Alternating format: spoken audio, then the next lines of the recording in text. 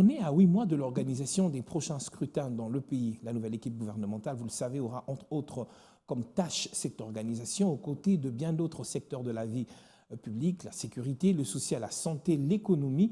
Les défis sont grands, il faudra le dire, et les attentes de la population le sont encore bien plus.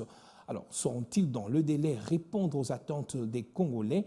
En tout cas, le chef de l'État leur a donné des instructions claires à l'obligation. Ils ont donc l'obligation des résultats. C'est le premier dossier.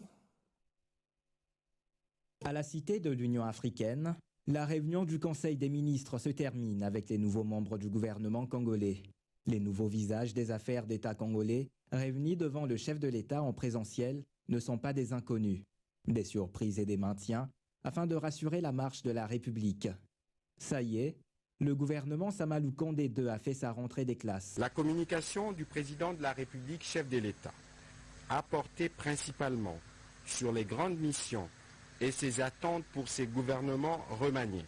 À l'ordre du jour, la méthode de travail envisagée par le président de la République Félix Tshisekedi, les chantiers prioritaires et les dossiers sensibles chers aux Congolais, tels que l'économie ou encore la sécurité. Nous avons reçu, surtout ce jour, des orientations claires de son Excellence Monsieur le Président de la République sur les secteurs prioritaires qui sont toujours d'ailleurs les nôtres, que nous avons toujours eus, notamment la question de la sécurité, qui reste une priorité des priorités. Le Premier ministre assure les rênes du gouvernement congolais à un moment particulièrement difficile où le pays est en quête de la stabilité et de la relance de l'économie. Car il doit non seulement équilibrer et développer l'économie, mais il doit aussi améliorer les conditions de vie d'une grande quantité de personnes.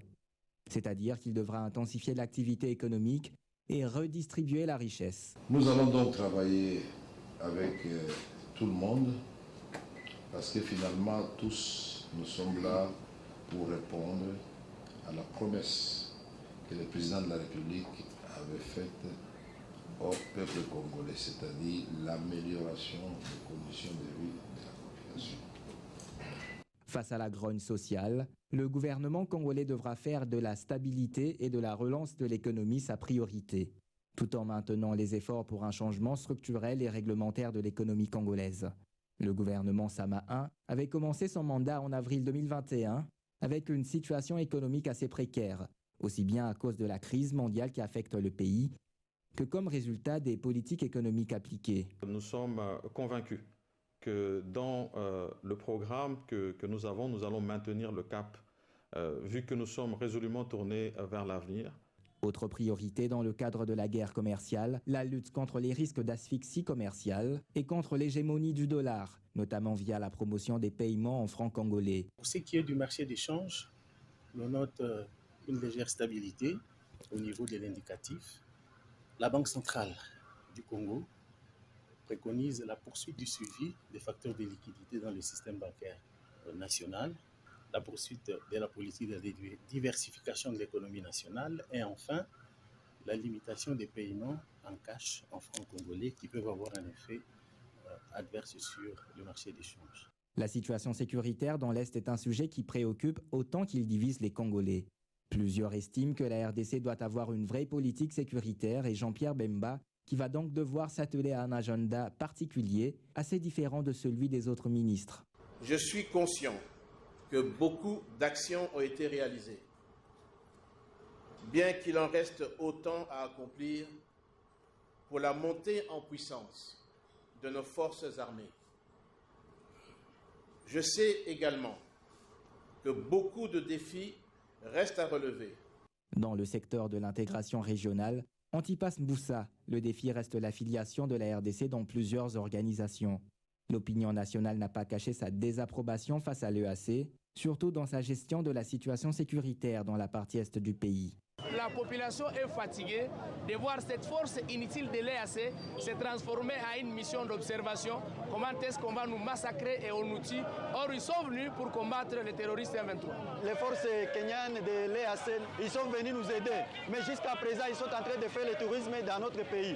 En outre, l'insécurité des citoyens est si alarmante chaque jour avec la recrudescence des Koulouna. À 9 mois de l'organisation des élections générales, les défis pour le gouvernement sont de taille. La gestion sécuritaire aussi du processus électoral. 6 mois avant les scrutins, le processus n'a pas encore l'unanimité de toutes les parties prenantes. Ils sont encore nombreux à exiger le réaménagement du bureau de la CENI et tant d'autres.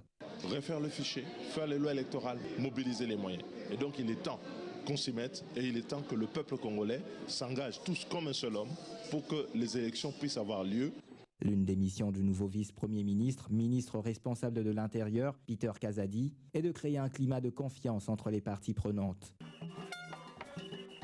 Dans le domaine sportif, l'ancien directeur du desk sport Kabulo Mwana Kabulo est face à plusieurs défis. Le pays manque des infrastructures appropriées. Le championnat national de football, la Linafoot, est interrompu. Les Congolais en ont assez de voir à la une des journaux les affaires des politiques et souhaiteraient voir des hommes politiques intégrés honnêtes. L'atmosphère en RDC est morose. Ils aimeraient voir le gouvernement apaiser les tensions et les discordes. Ils pensent également qu'il faudrait renouer des liens avec la nation et redonner confiance aux Congolais et embellir leur vie. Des défis qui pourront être occultes par le vent des élections. Ces membres du gouvernement sont des potentiels candidats à tous les niveaux désireux de briguer un autre mandat électif. Jacques Ndjoli, de 55 à 58 membres du gouvernement, finalement la problématique du train de vie, de la réduction du train de vie des institutions semble être le cas des soucis. Hein. Mais je ne crois pas que... Merci beaucoup d'abord pour l'invitation, mais je ne crois pas que la question que vous avez évoquée de train de vie, réduction des trains de vie du gouvernement soit liée exclusivement au volume ou à la grandeur du gouvernement. Il s'agit tout simplement de la rationalisation des dépenses publiques à partir de la hauteur du gouvernement, mais aussi de l'utilisation des ressources au profit de ce qu'on appelle le secteur public. Et surtout, quel secteur public?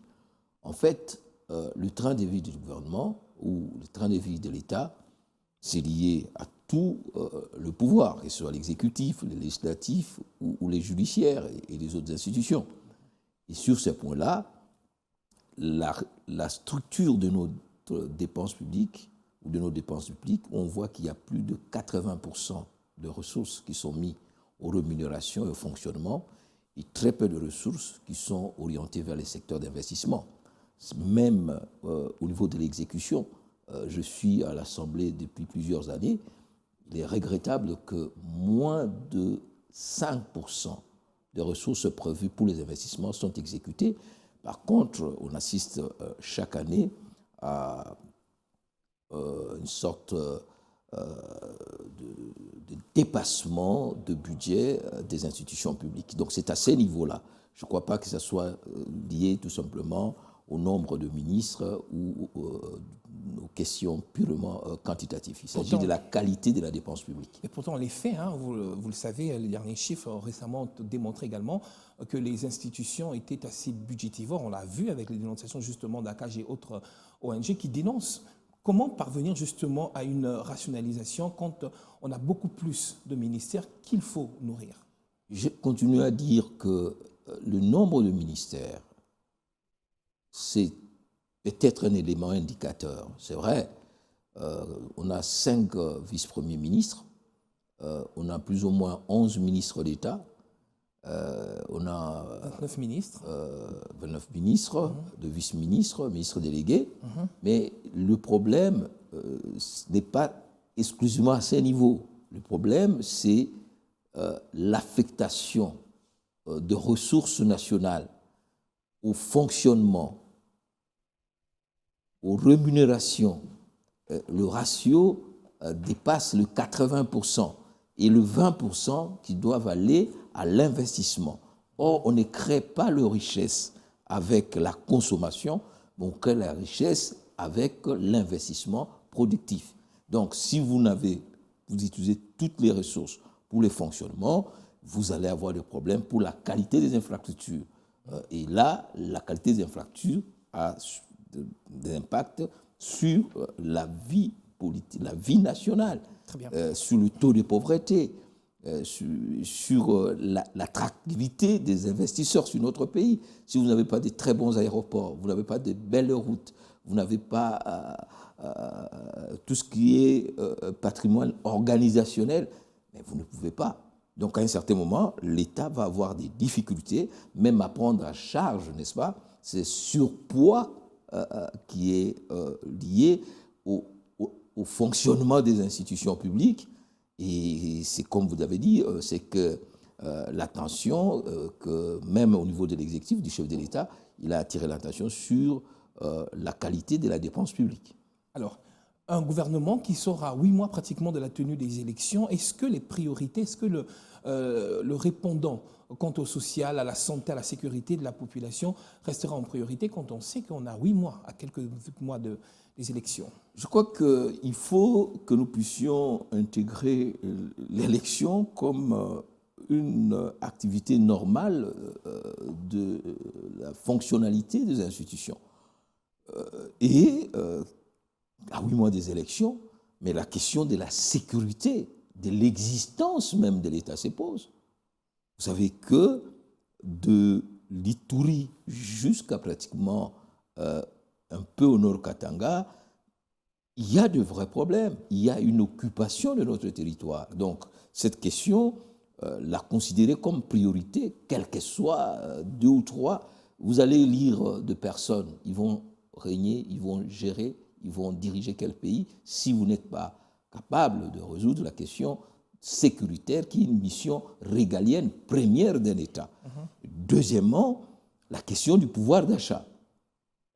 Si votre monnaie est en déperdition permanente vis-à-vis de la devise étrangère qui est devenue même la référence, oui. Il est important qu'on réponde à la question de la gestion de l'économie. Et là, vous voyez que dans l'architecture du gouvernement, les chefs de l'État a désigné un vice-premier ministre chargé de la défense pour prendre à bras le corps cette question de l'existence de la gouvernance sécuritaire de notre pays, et notre vice-premier ministre chargé de l'économie, qui est lui aussi un économiste de formation, pour essayer de résoudre la question du pouvoir d'achat.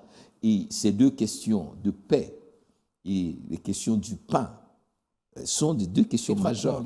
Donc, il a parlé du pouvoir d'achat, et ce sont des questions existentielles. Alors, je vais reprendre le chef de l'État lors de son accession au pouvoir, le reprendre au mot. Je cite, « Tant que je n'aurai pas réglé le problème de sécurité, pour moi, je n'aurai pas réussi mon mandat de président de la République. » Fin de citation. Est-ce qu'avec l'arrivée de Jean-Pierre Mema, un ex-rebelle pourra...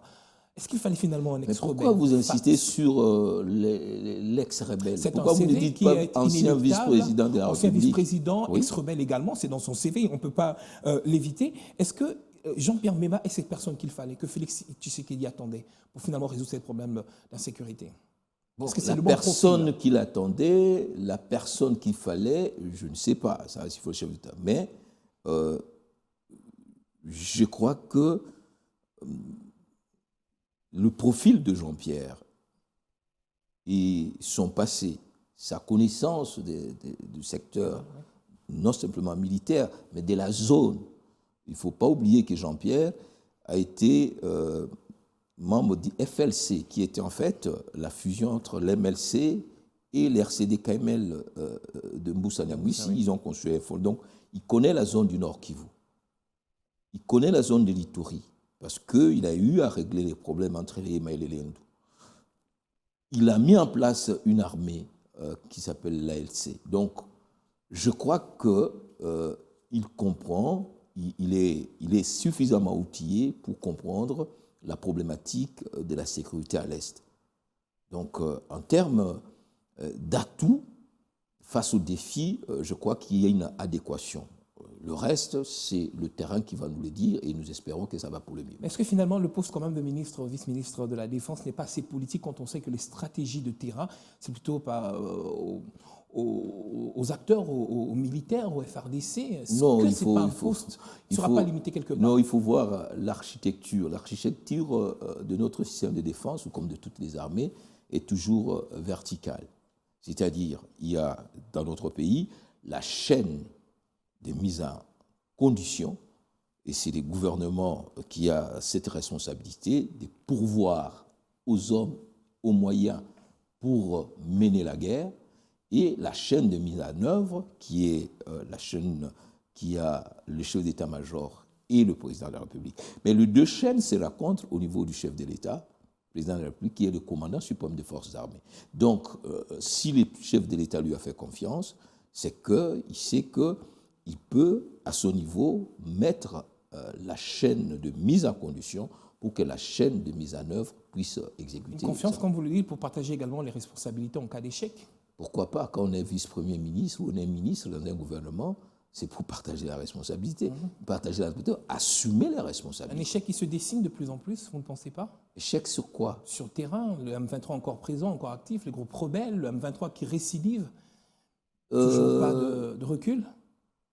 Les M23, pour ne pas dire l'armée rwandaise, a profité d'une situation d'abord structurelle de cette armée qui pendant plus ou moins 18 ans a été cannibalisée, fragilisée, et ensuite d'une situation conjoncturelle, c'est que les forces armées sont, n'est-ce pas, engagées sur deux fronts.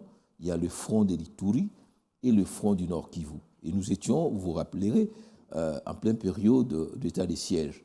Donc, c'est une approche conjoncturelle qu'il a prononcée.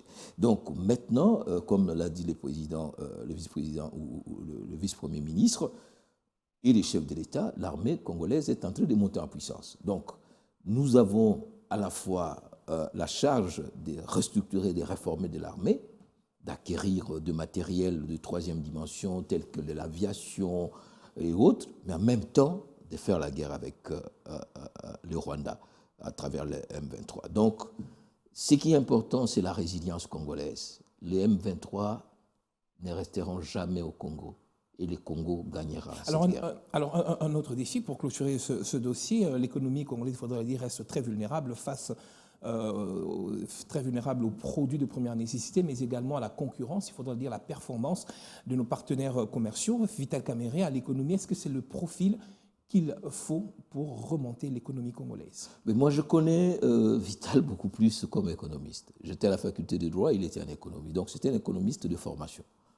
Même ses études doctorales ont porté sur la communication, mais liées à l'économie.